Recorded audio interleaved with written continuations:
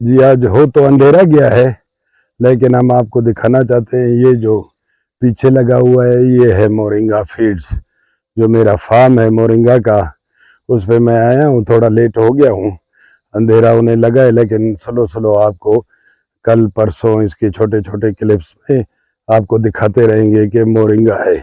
तो ये सारा वहां तक जो जा रहा है, ये एक प्लाट है, वहां से लेकर यहाँ तक, फिर यहाँ से आगे जो है ना दूसरा प्लाट शुरू हो रहा है।